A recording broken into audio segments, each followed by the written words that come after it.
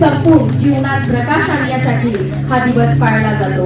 आणि आज श्रावण महिन्याचा पहिला दिवस आणि आजच्या या दीप प्रज्वलनाने आणि प्रतिमेच्या पूजनाने सर्वत्र पवित्रता, ज्ञान आणि सकारात्मकता आपल्या सर्वांच्या आयुष्यात येऊ दे हीच ईश्वरचरणी प्रार्थना। व्यासपीठावर मान्यवरांच्या हस्ते राजमाता पुण्यश्लोक अहिल्यादेवी होळकर यांच्या प्रतिमेचं पूजन मान्यवरांनी करावं अशी मी त्यांना विनंती करते।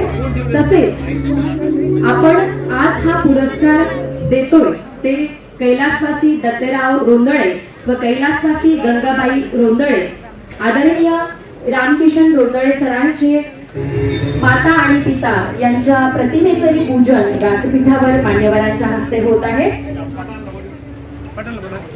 एकदा जोरदार टाळ्या। स्वातंत्र्य रक्षणा आपुले ही वीर रणरागिणी झाली, स्वातंत्र्य रक्षणा आपले ही व्यासपीठावर सत्कार होत आहे। एकदा जोरदार टाळ्या।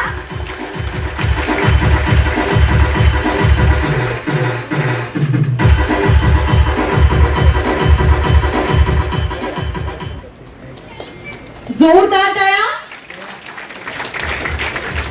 याच बहरात तुम्हास नवा सूर गवसू देत, याच बहरात तुम्हास नवा सूर गवसू देत आमच्या सर्वांच्या शुभेच्छांच्या साथीने उदंड यश। जोरदार टाळ्या।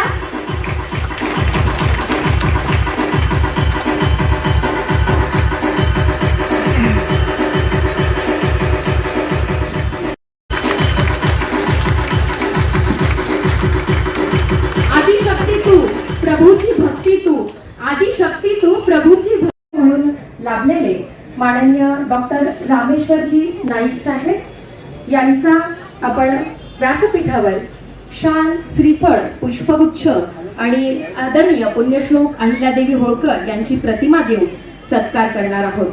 तरी आजचा हा सत्कार करण्यासाठी आकाश भैया रोंदळे साहेब यांना मी विनंती करते की त्यांनी आजच्या कार्यक्रमाच्या अध्यक्ष माननीय चिडतील, इथं सोडून बाहेर कसे जाता म्हणतील निधी घेऊन, निधी कुठं पळवतात भलतीकडे।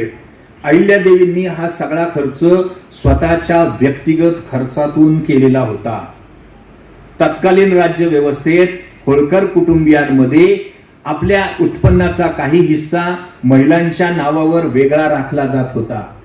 हा जो महिलांच्या नावावर आलेला निधी आहे, या निधीमधून अहिल्यादेवी खर्च करत होत्या। सोबतच त्यांच्या सासूबाईंविषयी त्यांच्या मनात अतीव आत्मीयता, प्रेम, जिव्हाळा, श्रद्धा होती। त्यांच्या सासूबाईंना त्यांच्या माहेरकडून खूप मोठी संपत्ती ही वारसा हक्कानं मिळालेली होती। ती सगळी संपत्ती सासूबाईंनी अहिल्यादेवींच्या नावावर केलेली होती। खरं म्हणजे एखादी महिला जिच्या घरात लक्ष द्यायला म्हणून तिच्यावर कोणीच नाही आणि सगळी संपत्ती वारेमाप जिच्या सोबत आहे आणि तिच्या सहीवर त्या सगळ्या संपत्तीचा खर्च होणार आहे, असं असताना अनेकांना अनेक गोष्टी सुचतात, अनेक गोष्टी कराव्याशा वाटतात। अहिल्यादेवींनी कायम अत्यंत साधेपणा आणि सादगीपूर्ण जीवन स्वतःचं जगलेलं आहे। स्वतःचं जीवन सादगीपूर्ण ठेवून असलेल्या निधीचा उपयोग गोरगरीब वंचितांसाठी कसा करता येईल, धार्मिक व्यवस्थांसाठी कसा करता येईल, या दृष्टीनं सगळा खर्च हा अहिल्यादेवींनी केल्याचं आपल्याला लक्षात येतं आहे। त्याच्यासोबत